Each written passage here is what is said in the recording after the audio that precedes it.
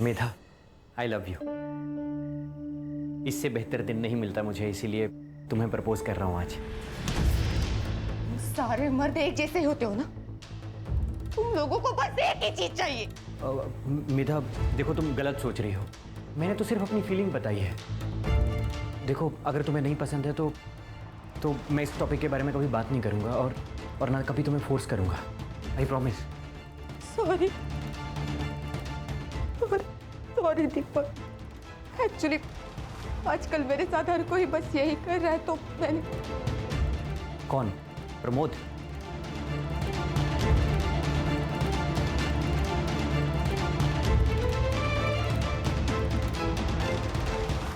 मिलिंद सुरवे। तुम टेंशन बिल्कुल मत लो, मैं सब कुछ संभाल लूंगा। मैं हूं ना, बस तुम मेरा ख्याल रखना। सर छोड़िए, क्या कर रहे हैं सर? उस दिन अगर उसकी बीवी नहीं आती तो पता नहीं वो मेरे साथ क्या कर देता। मैं दीपक, बस मैं नागपुर जाना चाहती हूँ आई के पास।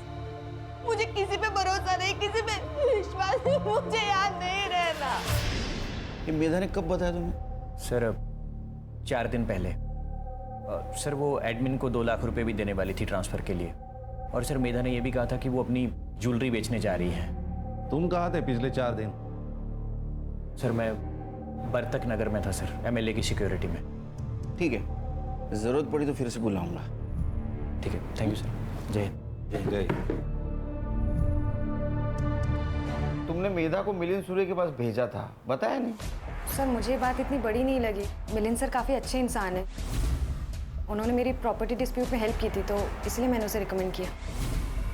उसी मिलिंद सूर्य ने मेधा का एडवांटेज लेने की कोशिश की थी। सर मेधा ने मुझे इस बारे में कुछ नहीं बताया। उन्होंने तुम्हारे कभी? नहीं सर, नो वे। खान, तुम और हर्षा मधु और शांति देवी के केस पे काम करो। सर। मैं संग्राम और नीना मेधा के केस पे काम करते हैं। ये सब झूठ है। रोजाना कई औरतें आती हैं मेरे पास हेल्प करने के लिए। आप किसी से भी पूछ सकते हैं। अब जब वो इंसान ही नहीं रहा तो उसके कंधे पे बदनामी की बंदूक रखकर कोई भी गोली चला सकता है। आपने उसके साथ जबरदस्ती नहीं की। आई नो, हम दोनों बेडरूम में ही थे, लेकिन आपको बताना चाहूंगा कि मेरे बेडरूम में ही मेरा स्टडी टेबल था, इसलिए मैं वहीं पर था। इसलिए मेधा भी वहीं पर आई, बात की और चली गई। ठीक है सर, थैंक यू।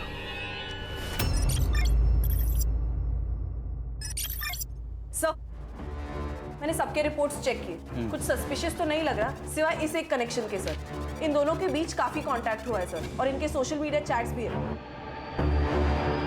कुत्ते की दुम साल भर पाइप में डाल के रखो तो भी टेढ़ी की टेढ़ी रहती है। ये मिलिंद कुत्ते की दुम है सर। खूबसूरत जवान लड़की को देखते ही कि उस पर अपनी बुरी नजर डालना शुरू कर देता है। वो मेघा, वो अक्सर हमारे घर आया करती थी, खासकर तब जब मैं घर पे नहीं होती थी। मेरा हर रिश्ते को एक मौका देना होता है। तुम भी अपने रिश्ते को एक मौका दो। जानो प्रमोद क्या चाहता है। प्रमोद तुम्हारा हाथ पकड़ना चाहता है, तुम्हें गले लगाना चाहता है, तुम्हें किस करने की कोशिश करना चाहता हूँ। सर छोड़िए, सर क्या कर रहे हैं सर? छोड़िए प्लीज। मैं तो बता रहा हूँ कि छोड़िए, प्लीज छोड़ दो।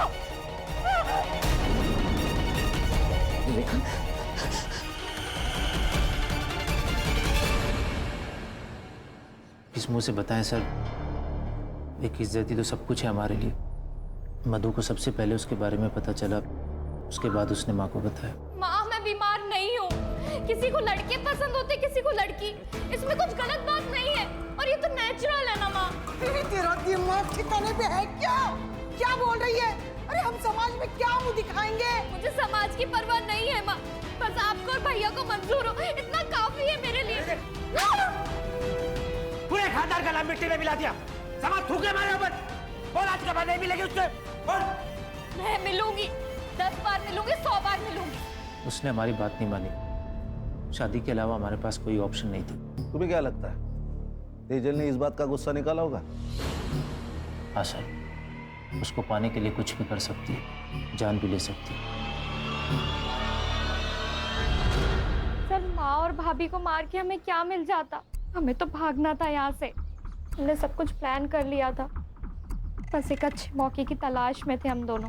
और वो मौका तुम्हें शांति देवी और मधु की वजह से नहीं मिल रहा था, इसलिए तुमने और उसने मिलके उन दोनों को मार दिया। लेकिन आप मुझ पे क्यों शक कर रहे हैं? आप जाके गोपाल भैया से पूछताछ करिए ना, उन्होंने ही मारा होगा उन दोनों को। लेकिन वो तो तुम्हारे साथ था ना? हाँ, हम साथ गए थे यहाँ से, लेकिन दूसरे दिन गोपाल भैया पूरा दिन गायब थे। अगली सुबह आए थे, मैंने पूछा कहाँ गए थे तो कुछ नहीं बताया। और वैसे भी उनके पास तो मोटिव भी था दोनों को मारने का। मोटिव? क्या मोटिव था? भाभी का अफेयर चल रहा था, ये बात भैया को पता चल गई थी। गुस्सा नहीं आएगा किसी को भी सर।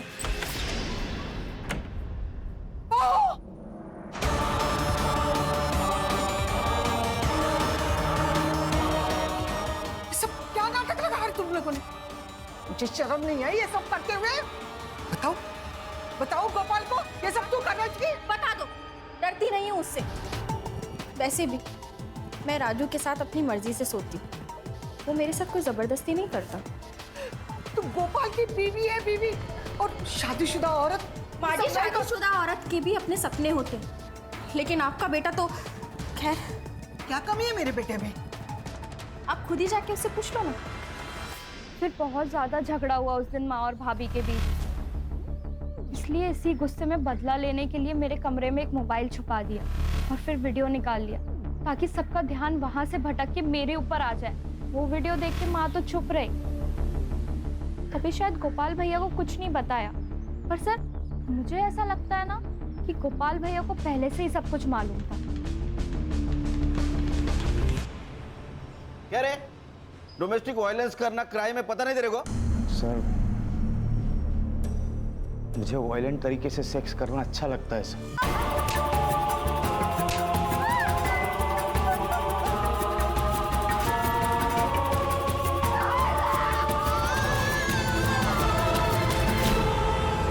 मैं मेधा को पाना चाहता था, लेकिन वो मान ही नहीं रही थी। लेकिन शपथ सर मैंने कुछ नहीं किया सर। कुछ छुपा रहा ना, अभी बता दे, बाद में पता चला तू झूठ बोल रहा तो छोड़ूंगा नहीं तेरे को। सर मैंने जो कुछ कहा है वो सब सच है। ठीक है जा।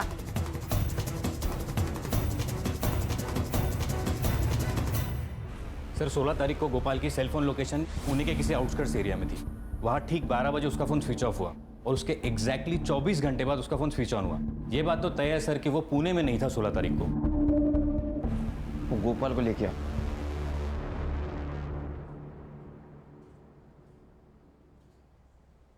देख गोपाल, तेरे सीडीआर से हमें पता चला है कि तू 16 तारीख को पुणे में नहीं था, तेरा फोन स्विच ऑफ था। कहाँ गायब हुआ था?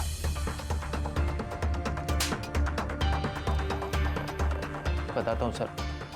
सर अकेले में बात कर सकता? अरे मैं अकेला इसे समझ और बोल। सर मैं बिरोही आयुर्वेदिक मेडिकल सेंटर गया था।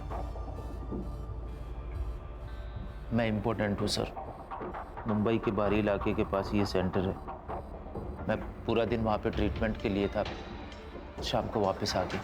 पर तू पहले क्यों नहीं बताया ये बात सर मैं कैसे सबको बता सकता था? सर मधु को भी ये बात शादी के बाद पता चली है। हमारे बीच में कभी कोई संबंध नहीं था, और जब मैंने मधु और राजू को एक साथ बिस्तर पे देखा पागल सा हो गया सर। पर मैं करता भी क्या सर? बस अब मैंने ठान लिया, कुछ भी हो जाए मधु को अपने पास वापस लाऊंगा। और सर इसीलिए मैं वहाँ पे ट्रीटमेंट के लिए जाता था। एड्रेस और नंबर ले लो सेंटर का। सर कंट्रोल रूम से कॉल था, किसी अननोन आदमी ने पीसीओ से इंफॉर्मेशन दी है। ये तेजल और उसका भाई राहुल कल रात को गोपाल के घर के पीछे की दीवार लांघकर अंदर घुसे थे। फेक कॉल भी हो सकता है। नहीं सर, लेकिन चांस लेके तो देखते हैं। सर एक काम करता हूँ, मैं नीना और हर्षा वहां जाके चेक करते।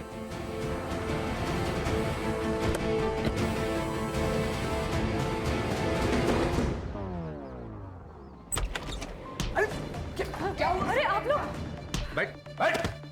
एक बात बता, 16 तारीख को तू और तेरी बहन गोपाल के घर में क्यों घुसे थे? सर हम लोग तुझसे पूछा क्या? खड़ी रहे पे। सर हम लोग वहाँ पे गए ही नहीं थे सर, सच में सर।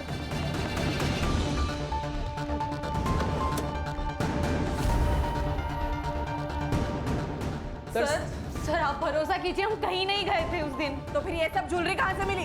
हाँ, ये कहाँ से मिला आपको?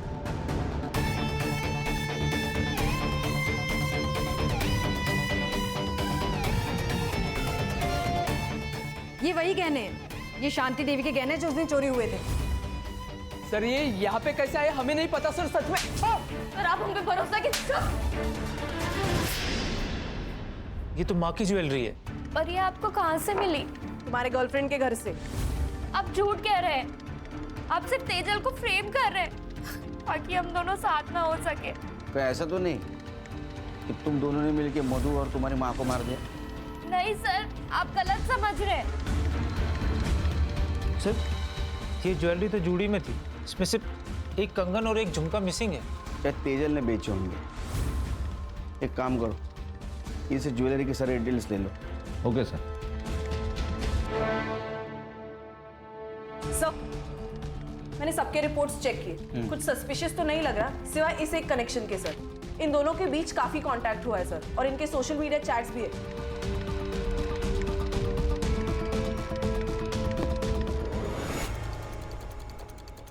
कॉल डिटेल्स और चैट डिटेल्स मिलिंद के साथ अफेयर चल रहा था ना तुम्हारा 1 साल से? हाँ सर, हम दोनों 1 साल से साथ में थे, ताकि उसका शक मेधा पर जाए, मुझ पर नहीं।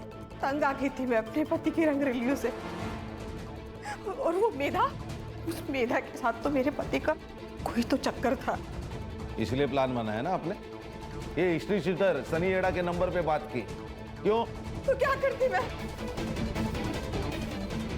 क्या करती मैं? वो मेधा मुझसे मेरा पति छीनना चाहती थी। मैडम, आप जैसा सोच रही, मेरे और सर के बीच में वैसा कुछ भी नहीं है। लेकिन हाँ, मेधा और सर का चक्कर चल रहा है। मेधा का आपसे कोई लेना देना नहीं है, लेकिन वो सिर्फ अपने बारे में सोचती है, और बच्चों को मार देना ही उसका उपाय है। आप इसे कॉल करिए, यह आदमी आपकी शादी टूटने से बचा सकता है। तुमने मेधा को मारने की सुपारी दी थी? हाँ दी थी, 50,000 एडवांस, और डेड बॉडी की फोटो मिलने के बाद बाकी के बचे हुए।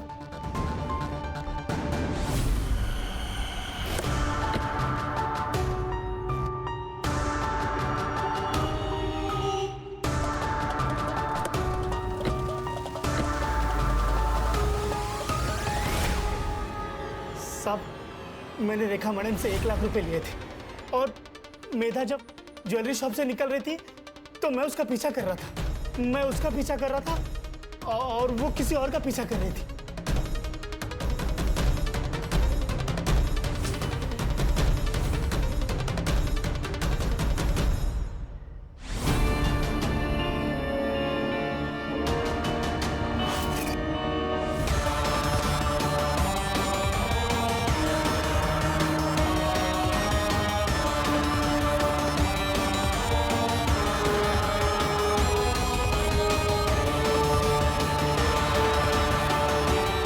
साहब, मेरे को सिर्फ पैसों से मतलब था। मैंने उसका फोटो निकाला, रेखा मैडम को दे दिया, मेरा पैसा मुझे मिल गया। वो कैप वाले आदमी का चेहरा देखा था क्या? साहब कैप पहना था ना, तो चेहरा नहीं दिखा। संग्राम, उसको लेके जा। लेके जा इसको। अगर ये सनी सच बोल रहा है तो मेधा जरूर किसी ज्वेलरी शॉप में गई थी। पता करो। सर मैं बिरोई मेडिकल सेंटर भी गई थी। गोपाल सच कह रहा है सर, 16 तारीख को वो पूरा दिन वहीं पर था, 17 को सुबह वो वहां से निकला। सर मुझे लगता है हम लोग डेड एंड पे आ गए। मैंने सबके रिकॉर्ड चेक किए, बैंक ट्रांजैक्शन डिटेल्स भी चेक किए, एलिबाई भी परफेक्ट है। मुझे लगता है इस केस में हमसे कुछ ना कुछ तो छूट रहा है। सर मैंने ज्वेलरीज के फोटो सारे शॉप में दिखाए। अब ये बहुत बोलना, किसी ने पहचाना नहीं। सर पहचाने, महेश ज्वेलर्स ने, और उसके पास मेधा के बारे में भी इंफॉर्मेशन है सर। सर मेधा मैडम यहाँ उनकी ज्वेलरी बेचने आई थी, लेकिन उनके पहले ना एक आदमी भी आया था ज्वेलरी बेचने, बहुत जल्दी में था। सीसीटीवी फुटेज निकाल के रखा है ना? हाँ है ना सर, जैसे आपका फोन आया ने मैंने तुरंत निकाल के रखा। ये देखिए सर। दिखाए।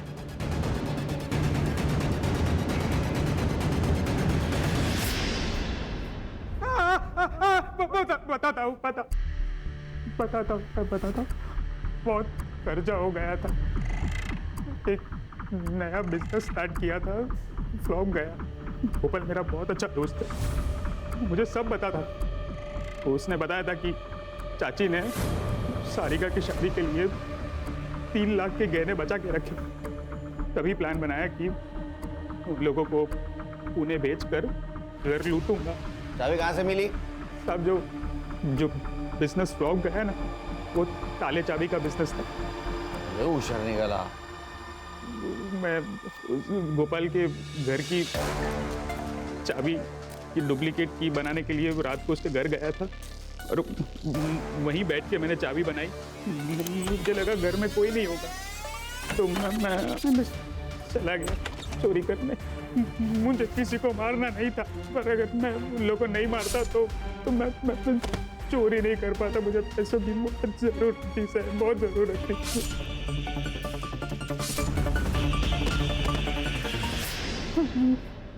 मुझे तेजल का सारा मैटर पता था। मैंने सोचा उसके ऊपर सारा ब्लेम डाल के मैं बच जाऊंगा, इसलिए उसके घर पे मैंने कुछ ज्वेलरी रख दी। तो तेजल पे ब्लेम आया इसलिए तूने पीसीओ से फोन किया ना? मुझे पता था कि वो दिव्यांग पीसीओ बॉक्स है, वहाँ का ओनर सिर्फ सुन सकता है, देख नहीं सकता। मेधा को क्यों मारा? तुझे पता था ना वो पुलिस वाली है। मैं उसे नहीं मारता तो मुझे पकड़ लेती उसने। अरे मोटा भाई, अभी तो इतना ही कैश है, बस 15 मिनट रुको ने, मैं आपको पूरा कैश दे देता हूँ। हाँ ठीक, नहीं इतना ठीक है। अरे गिन तो लो। अरे हाँ कौन ये? अरे मैडम पता नहीं, आपको देख के भाग गया। तो ये चोरी का माल तो नहीं है? उसने मुझे ज्वेलरी शॉप में देख लिया था और मेरा पीछा कर रही। ले जाओ इसको। आराम करो। सर साल पे साल गुजर रहे हैं, लेकिन इंसान बदल नहीं रहा है। प्यार तो प्यार होता है सर, किसी के साथ भी हो सकता है। कैसा है ना खान, जब हम किसी और से प्यार करते हैं तो उससे थोड़ा ज्यादा खुद से प्यार करना चाहिए, तो हम खुद के लिए लड़ सकते हैं। यहाँ गोपाल भी खुद के लिए नहीं लड़ सका, और मेधा वो तो पुलिस वाली थी, वो भी हार गई। करेक्ट सर, सिर्फ क्राइम करने वाला नहीं बल्कि क्राइम सहने वाला भी गुनहगार होता है। इसलिए एक चीज ध्यान में रखो, हमारे अंदर जो पुलिस वाला है उसको मजबूत रखना है, अपने इंडिविजुअल प्रॉब्लम से उसे डाइवर्ट नहीं होने देना है।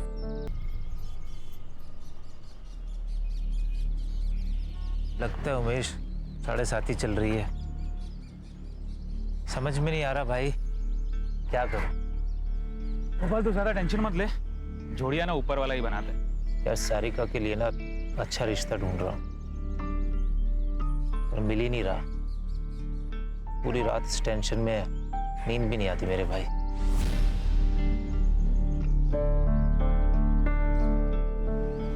मेरी पहचान का पुणे का एक लड़का है, खुद का घर है, अच्छा कमाता है। तो कहे तो बात चलाता हूँ, तू और सारिका उसे और उसके घर को देखा ना।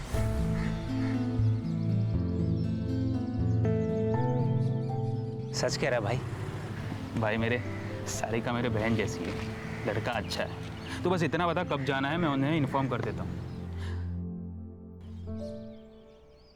मैं पूछ नहीं रहा हूँ, सबको बता रहा हूँ। अगर सब कुछ सही रहा तो इसी महीने तुम्हारी शादी हो जाएगी। लेकिन भैया मुझे ये शादी नहीं करनी है।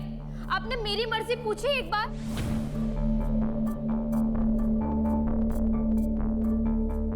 मैं अपनी पसंद से ही शादी करूंगी, बच्ची नहीं हूं मैं। हाँ हाँ हमें पता है कि तू बड़ी हो गई है और तेरे कारनामे भी बड़े हो गए। सुन लड़की, जो तेरे भैया कह रहे हैं ना वो चुपचाप मान ले, उसी में सुखी रहेगी, नहीं तो जिंदगी भर रोती रहेगी।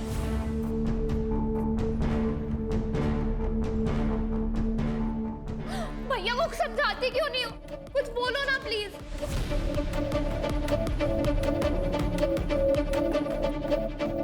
भाई मुझे तो सुबह से सर्दी बुखार है, मैं तो नहीं जा सकती। तुम दोनों जाकर सारिका के लिए लड़का देखा, और बेटा तुम्हें जो अच्छा लगता है वो करो और शादी पक्का करके ही आना। माँ जी ये आप क्या कह रही हैं? आपकी इतनी तबीयत खराब है, मैं आपको अकेला छोड़कर कैसे जाऊं? एक काम करते हैं, इन दोनों को ही जाने दो। सुनिए जी, आप अपना रिश्ता पक्का करके ही आना। इस नेक काम में देर नहीं होनी चाहिए। हाँ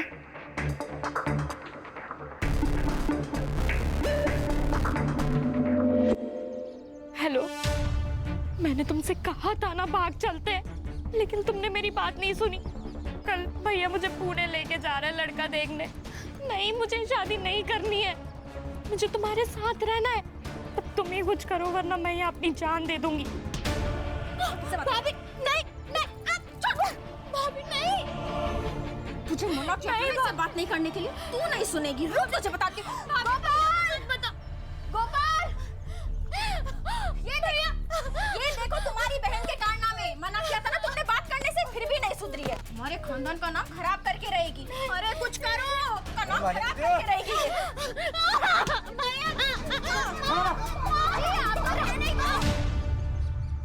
आई अभी नहीं आ सकती मैं, कुछ ही दिनों में मेरे ऑफिसर्स के एग्जाम है।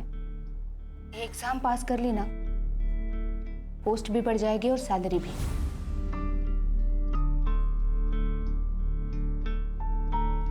आई सब कुछ भुलाकर मुझे सिर्फ आगे बढ़ना है, नाम कमाना है। लेकिन जो कुछ तेरे साथ हुआ है, क्या तू उसे भुला पाएगी? कोशिश तो करनी पड़ेगी ना आई, तो बस चिंता मत कर। मैं संभाल लूंगी उसे। मैं जो कुछ भी कर रही हूँ तेरे भलाई के लिए कर रही हूँ, समझी? चल भैया नहीं, भैया नहीं, समझाया ना तुझे? नहीं करनी चाहती है भैया, समझो। करने शादी। बैठ। चलो भैया।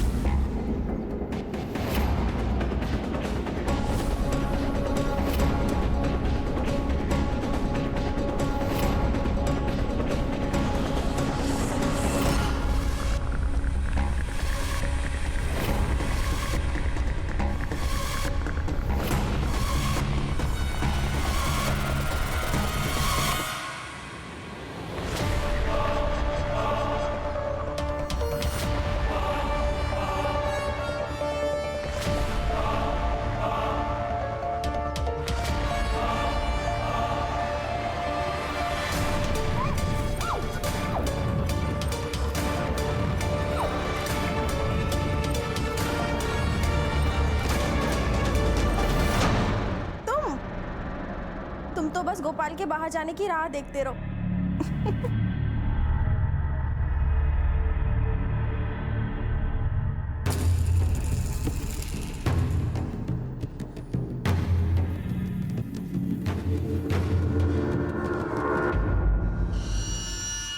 राजू, तू यहाँ क्या कर रहा है? हाँ? निकल यहाँ से, निकल। माँ ये मेरा भी घर है, अगर वो तो आपका बेटा ना माँ। माँ मत बोल मुझे। तेरे जैसा बेटा किसी को ना मिले। दारू, सिगरेट, ड्रग्स सब करता है। ऊपर से तूने वो भी किया जिसे हम किसी को बता नहीं सकते। क्या किया मैंने?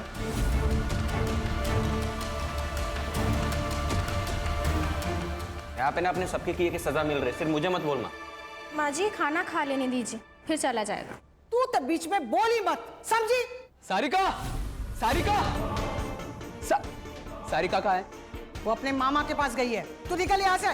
झूठ मत बोलो, मुझे सब पता है। अगर सारिका वापस नहीं आई ना, तो पुलिस को बता दूंगा कि आप लोग उसकी जबरदस्ती शादी करा रहे हो। धमकी दे रहा है? धमकी दे रहा है? ए गर्दुल्ले, तू तो मुझसे बात ही मत कर, मुंह मत लग मेरे।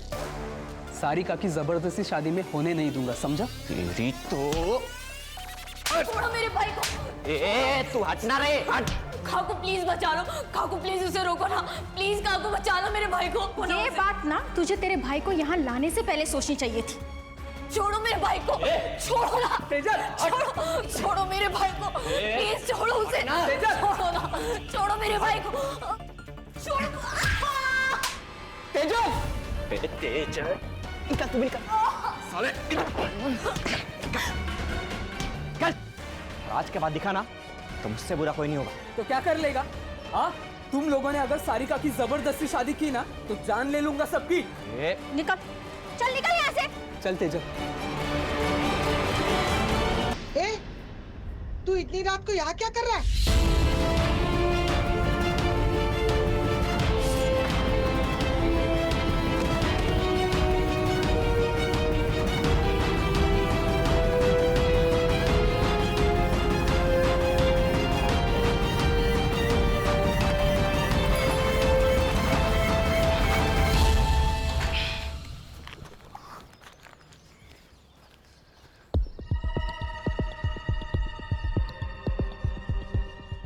कल का दूध का पैकेट यही पड़ा है। भाभी, अरे सुरेश, क्या हुआ? ये कल का दूध का पैकेट यही पड़ा है और कोई दरवाजा भी नहीं खोल रहा। रुको, मैं राजू को फोन करता हूँ।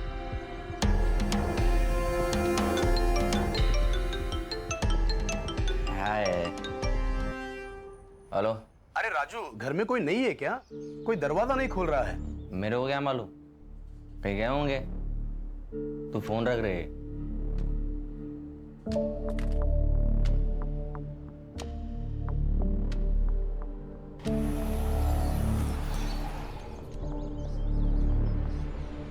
अरे गोपाल भाऊ, घर में कोई नहीं है क्या? दरवाजा नहीं खोल रहे। क्या